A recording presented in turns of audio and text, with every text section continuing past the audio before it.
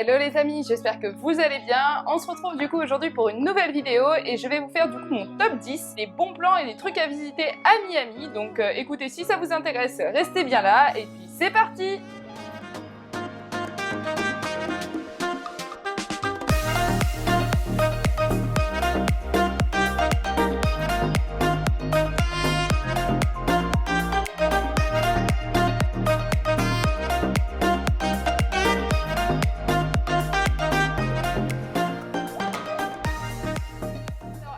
Chose, comme d'habitude, je vous donne un petit bon plan pour la vidéo, je vous le mets en photo juste ici parce que là je l'ai pas pris sur moi, donc c'est un petit cahier de chez Lonely Planet qui s'appelle donc Voyage à Miami.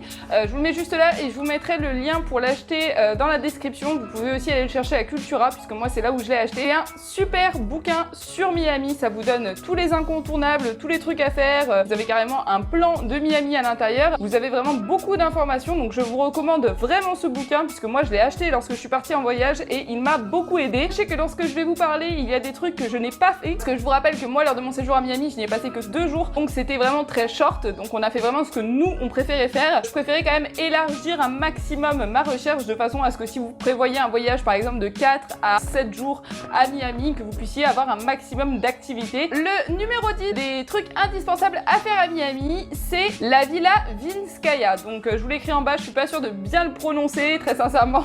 Je l'ai mis en 10e position parce que je ne l'ai pas fait déjà et puis parce que vous allez voir qu'au fur et à mesure du top, pour moi il y a des trucs un petit peu plus intéressants à faire à Miami que ça. Mais je vais vous raconter quand même un petit peu l'histoire de cette maison, de cette villa, parce que elle est aujourd'hui c'est un musée et beaucoup de gens veulent la visiter. Donc à quelques minutes du centre de Miami, donc Miami Ville, voilà, puisque je tiens à vous le préciser avant qu'on parle de tout ça, Miami Beach et Miami Ville sont deux villes bien différentes, deux entités bien différentes. Donc là on parle de la villa qui est située à Miami, donc Miami Ville, voilà, je pense que je vais le préciser tout le long de la vidéo. Donc à quelques minutes du centre du coup de Miami, dans le quartier financier de Brickell, vous pouvez donc admirer cette somptueuse villa. Donc c'est une villa qui a été construite sur la demande d'un milliardaire qui s'appelle John Deering. Il a demandé de construire cette villa dans un style renaissance italienne, donc elle est vraiment très très belle. Je vous en mets quelques photos ici, elle est vraiment sublime, elle est très jolie. Il faut savoir que lors de la construction, ils ont été obligés de créer une route dédiée spécialement pour cette villa et surtout ils ont donc embauché une grande majorité des habitants de Miami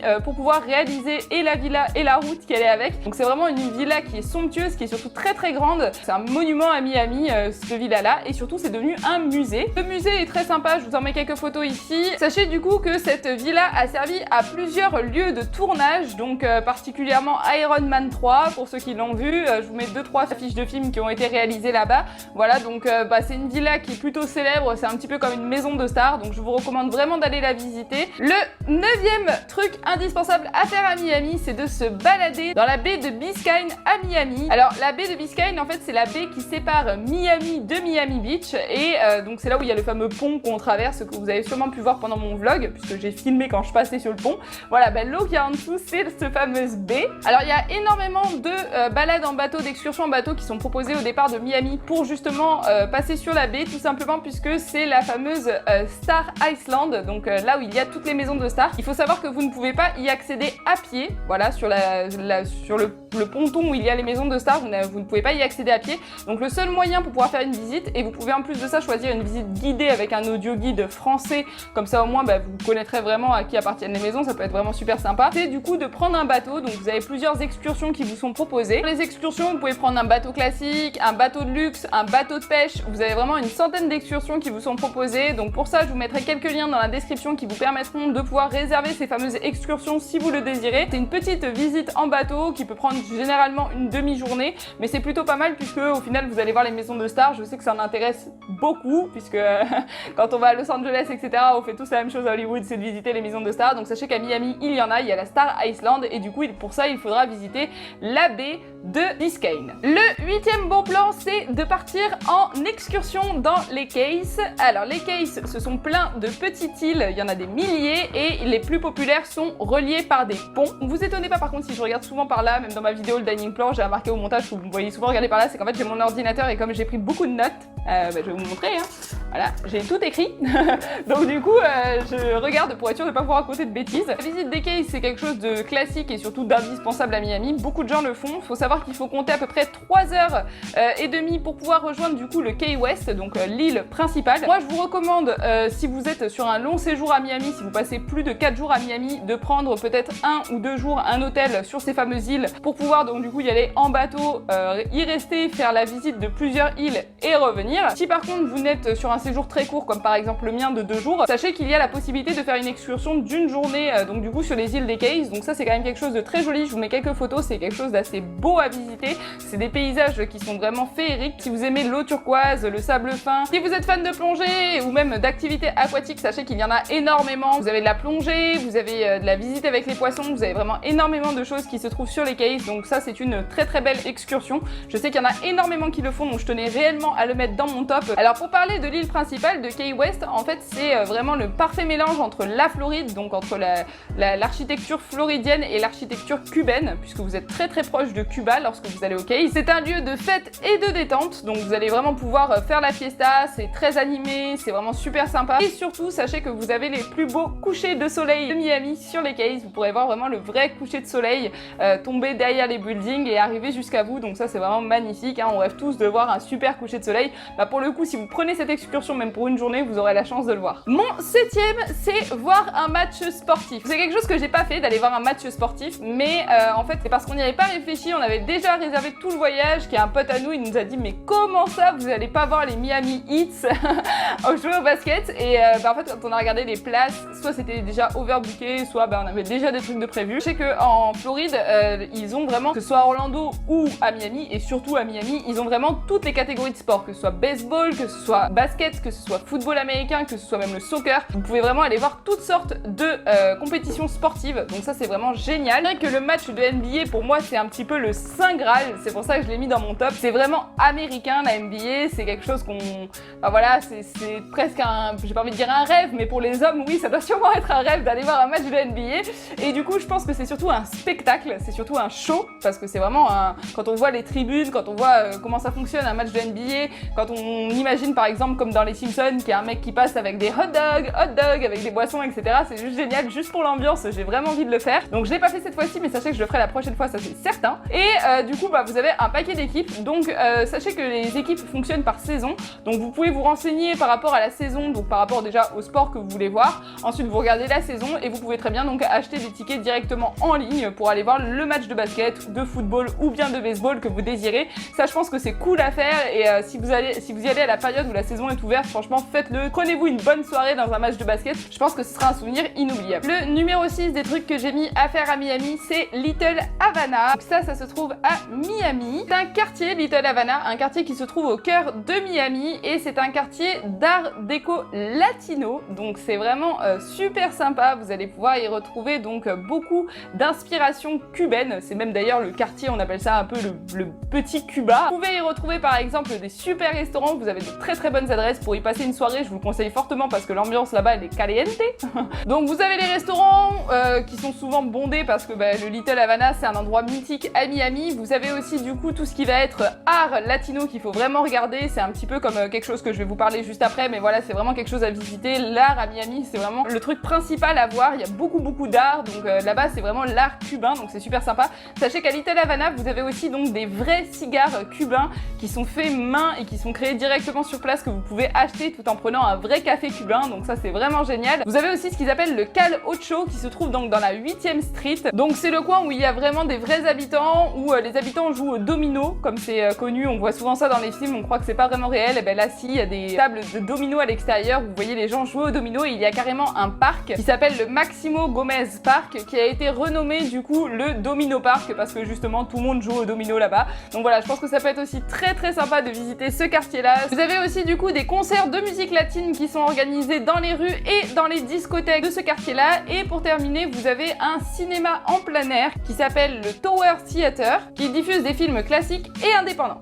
Donc voilà, ça c'était pour le Little Havana, c'est vraiment un super quartier. Et pour le coup, c'est vrai qu'à Miami, comme on est très proche de Cuba, il y a énormément d'influence latine. Donc c'est vraiment le quartier qui est 100% Cuba. Si vous n'avez pas vraiment le temps d'aller à Cuba, il faut vraiment aller à Little Havana. Le cinquième de mon top est clairement l'un de mes trucs préférés à Miami, et ça je l'ai fait et refait les amis, c'est Lincoln Road. J'y ai passé clairement les 2 jours de mon voyage sur Lincoln Road. J'ai adoré ce quartier. Lincoln Road, ça se trouve sur Miami Beach, c'est à la fin de Ocean Drive. C'est un boulevard qui est totalement piéton, et ce qui est vraiment cool, c'est que en fait en réalité il y en a certains qui l'appellent le Lincoln Road Mall parce que c'est des boutiques à gogo. Et oui les filles, j'ai pensé à vous. C'est vraiment que des boutiques, et c'est gavé de boutiques de marque. Donc vous avez Victoria's Secret, vous avez H&M, vous avez que ça, hein. Vous avez que des boutiques sur tout le long. Donc vous avez vraiment beaucoup de boutiques, beaucoup de restaurants. Vous avez aussi pas mal de bars à chicha si vous aimez ça. La majorité des bars à chicha se trouvent du coup sur Lincoln Road. Ça a été vraiment mon quartier préféré. Sachez que certains matins vous avez aussi un marché qui se déroule du coup sur Lincoln Road, donc un petit marché. Et sur ce marché, des gens qui vous découpent des fruits frais, et vous pouvez repartir en fait avec des petites barquettes de fruits frais découpés que vous pouvez manger dans la rue. Ça c'est vraiment génial. D'ailleurs moi j'en ai pris, on a pris des fraises qui étaient absolument délicieuses avec de la pastèque. Je sais, je raconte ma vie. Oh, c'était la minute Marie, hein. Mais Lincoln Road, c'est vraiment un boulevard qui est génial. C'est là où j'ai passé mes meilleurs moments, et surtout c'est pas un boulevard qui est autant blindé qu'Ocean Drive. C'est beaucoup plus calme, beaucoup plus tranquille. Si vous êtes en famille et que vous n'avez pas forcément envie de faire la fête, sincèrement c'est un quartier où vous allez pouvoir vraiment vous retrouver en famille, manger un bon bout et passer un bon moment. Moi il y a des bars dans lesquels je suis tombée complètement amoureuse. Je vous en donne une petite adresse, c'est le Caramello. Donc c'est un bar à chicha qui fait aussi des tapas 100% fait maison. Même aux calamars à la romaine sont faits maison. Ils sont vraiment super bons. Pour le coup le rapport qualité-prix est excellent, et en plus de ça vous avez des cocktails happy hour. Donc je vous recommande vraiment le Caramello si vous allez à Lincoln Road. Si vous êtes à Lincoln Road aussi, ce que je vous recommande de faire, c'est de faire les avenues adjacentes. Donc vous avez la Collins Avenue et la Washington Avenue qui sont donc les avenues adjacentes à Lincoln Road. Ce sont 2 avenues où vous allez pouvoir trouver de très bonnes adresses de restaurants. Vous allez pouvoir aussi trouver des CVS, donc c'est des petites boutiques où vous avez à l'intérieur nourriture, pharmacie, vous avez plein de trucs, et ils sont ouverts presque 24/24, donc ça c'est génial, et ils sont ouverts 7 jours sur 7, ça par contre c'est certain. Vous avez aussi du coup 2 galeries d'art sur Lincoln Road si vous voulez continuer à avoir des œuvres d'art. Mais franchement Lincoln Road c'était l'un de mes quartiers préférés. J'y ai passé, comme je vous dis, tout mon temps quand j'étais à Miami, et si je retourne à Miami j'y passerai tout mon temps. Parce que, et c'est pas que pour les boutiques en fait, comme c'est un quartier qui est 100% piéton, vous n'avez pas à vous soucier de si vous traversez à gauche ou à droite, il n'y a aucune voiture qui passe, il n'y a rien du tout qui passe. C'est très grand. Ça ressemble quand même pas mal au Rambla de Barcelone. Voilà, pour ceux qui sont déjà allés à Barcelone, pour vous donner une petite idée. C'est un petit peu plus luxe parce que voilà, forcément c'est Miami, mais ça ressemble quand même pas mal. C'est une inspiration des Ramblas de Barcelone, ça y ressemble beaucoup. D'ailleurs ça a été refait entièrement piéton il y a très peu de temps, justement pour rendre cet effet un petit peu Rambla, un petit peu promenade en famille. Lincoln Road, Collins Avenue et Washington Avenue sont de très bonnes avenues. Vous avez de bons hôtels, vous avez aussi de très bons restaurants, et surtout vous êtes à proximité d'Ocean Drive et du South Beach, donc très proche de la mer. Donc si vous allez sur Miami Beach, je vous conseille sérieusement de faire tout ce quartier là, qui est vraiment le quartier pour moi le plus sympa de Miami Beach. Le 4e truc à faire quand vous allez à Miami, c'est les Everglades. Et ouais, là c'est super connu, encore une fois, je sais, vous allez dire que je tape dans le cliché clairement, mais non c'est pas ça, c'est que forcément je vais vous raconter des trucs que vous avez sûrement déjà lus si vous vouliez partir à Miami. Donc les Everglades c'est vraiment le top du top si vous voulez voir de la faune et de la flore naturelle. Donc c'est vrai que c'est un petit peu cliché parce que les airboats c'est très connu, surtout dans les séries TV, on voit souvent le airboat passer. Donc je vous en mets une photo ici si vous savez pas ce que c'est le airboat, mais c'est vraiment voilà le cliché par excellence quand on va à Miami. Moi je ne l'ai pas fait parce que comme je vous ai dit, j'ai pas vraiment eu le temps de faire tout ce que je voulais, donc ce sera pour une prochaine. Franchement je vous recommande vraiment de le faire parce que moi qui adore les animaux, la faune et la flore, je pense que c'est quand même quelque chose à essayer. Faut savoir quand même que les Everglades c'est l'un des parcs les plus célèbres des États-Unis. Donc en fait pour vous expliquer un peu à quoi ça ressemble, je vous mets quelques photos en vous parlant. C'est un très grand marais qui était étendu sur 6000 km, donc c'est vraiment super grand. Donc pour vous y rendre, si vous avez un véhicule de location ou un véhicule à vous, style un peu 4x4, je vous conseille pas d'y aller avec une Ford Fiesta, mais un truc un petit peu solide, un petit peu robuste. Vous pouvez très bien regarder donc sur internet, je vous mettrai quelques liens dans la description, vous avez des cartes pour pouvoir vous y rendre par vous-même. Vous avez plusieurs entrées. Sinon, vous pouvez aussi très bien, depuis Miami Beach, prendre une excursion pour les Everglades ou bien prendre les fameux airboats, et oui, pour aller faire les Everglades. Donc qu'est-ce qu'on peut y voir dans ces fameux Everglades? Parce que bon, c'est mythique, mais qu'est-ce qu'on y voit? Majoritairement des alligators, c'est surtout connu pour ça, hein, Et vous avez aussi les panthères de Floride, voilà, qui sont du coup présentes aux Everglades. Vous avez en fait au total une centaine d'espèces entre poissons et oiseaux qui sont du coup là-bas, donc c'est vraiment un truc à faire. Si vous avez le temps de le faire, je vous le recommande vraiment. C'est pour ça que je l'ai vraiment mis dans la plus haute partie du top, parce que je pense que c'est quand même un indispensable à faire. Surtout que pour le coup, ça vous fait une bonne balade. Je pense qu'il faut compter quand même au moins une demi-journée pour pouvoir aller les visiter. Mais sachez que je crois que pour une vingtaine de dollars par personne, vous pouvez très bien faire la balade en airboat. Et si vous n'avez pas envie de payer, vous pouvez très bien faire la balade par vous-même. Mais pour ça, prenez des précautions quand même. Renseignez-vous un maximum sur internet avant de vous engager vous-même à aller vous promener aux Everglades. Le troisième truc important à Miami de mon top, c'est l'art déco. Et ouais, fallait bien en parler quand même les amis. Alors l'art déco à Miami Beach, c'est la base clairement. En fait, toute la décoration, toutes les bâtisses, toutes les maisons sont vraiment différentes de Miamiville. C'est pas du tout moderne, c'est pas du tout le cliché justement de Miami. C'est en fait de l'art déco des années 20 aux années 40. Donc les bâtiments sont très anciens, ils sont tous rénovés, ils sont magnifiques. Ils sont rénovés et restaurés dans leur couleur d'origine. Donc il faut savoir que dans les années 20, dans les années 40, ils ressemblaient déjà à ça. Et ça c'est vraiment génial. Donc au total, il y a 900 lieux et bâtiments à visiter pour pouvoir voir toute l'art déco de Miami Beach. Donc c'est énorme. Moi je vais pas vous mentir, je n'ai pas tout vu. J'ai vu les trucs principaux. La majorité se trouve donc sur Ocean Drive, donc le boulevard principal face à la mer. Vous avez ensuite toute une partie sur Lincoln Road, sur Collins Avenue et sur Washington Avenue. Donc les avenues que je vous ai parlé précédemment sont aussi décorées avec de l'art déco. Et puis après, c'est un petit peu à vous de vous promener parce que des fois c'est des petites maisons, des petites favelas dans lesquelles justement il y a des décors assez atypiques. Je vous mets quelques photos des bâtiments art déco pour que vous puissiez voir un peu ce à quoi ça ressemble. Et puis surtout, moi ce que je vous conseille, c'est de refaire Ocean Drive. Donc c'est pas le cas pour Collins Avenue, Washington Avenue, les bâtiments ne sont pas illuminés, mais sur Ocean Drive, à la tombée de la nuit, les bâtiments s'illuminent en fait. Il y a des projecteurs qui reflètent sur les bâtiments. Vous avez sûrement pu voir quelques photos que j'avais mis sur Instagram, je vais essayer de les remettre par là, justement des bâtiments en pleine nuit, et ça c'est juste magnifique. Clairement le boulevard aller-retour avec mon chéri, on a dû le faire 4 ou 5 fois tellement que c'était joli. C'est plein de couleurs, c'est illuminé, c'est magnifique, c'est vraiment top du top du top du top. J'ai adoré ce quartier là. C'est vrai qu'Ocean Drive, j'ai pas kiffé par rapport au monde, parce qu'il y a beaucoup de monde sur ce boulevard, par rapport au fait que c'est très festif, mais si vous aimez la fête, vous allez adorer Ocean Drive. Mais par contre pour l'art déco, c'est clairement la rue la plus jolie. Tout est illuminé, tout est dans les couleurs rose, bleu, vert, jaune, c'est vraiment magnifique. Surtout si vous allez à Miami, et ça par contre faut pas y déroger parce que même moi je l'ai fait sur mes 2 jours de séjour, il faut aller voir l'art déco à Miami. Le deuxième truc de mon top, et ouais ça y est on arrive bientôt à la fin les amis, c'est Wynwood. Et ouais Wynwood, alors là par contre clairement les amis c'était mon truc préféré que j'ai fait à Miami. C'est le truc dans lequel je me suis le plus régalée. J'adore vraiment le street art et là pour le coup j'ai été gâtée mais vraiment. Wynwood en fait ça se trouve à Miami, donc moi depuis Miami Beach j'ai pris un Uber, j'ai mis à peu près 10 minutes pour arriver à Wynwood et ça m'a coûté à peu près 13 $. C'est le quartier d'art et le quartier stylé à Miami, un peu hipster, voilà le quartier à la mode qu'il faut absolument faire. Il y a énormément de monde qui va à Wynwood, plus particulièrement pour justement faire des photos. Je suis désolée, mais j'habite dans une station balnéaire, du coup, sensationnelle machine, ouais.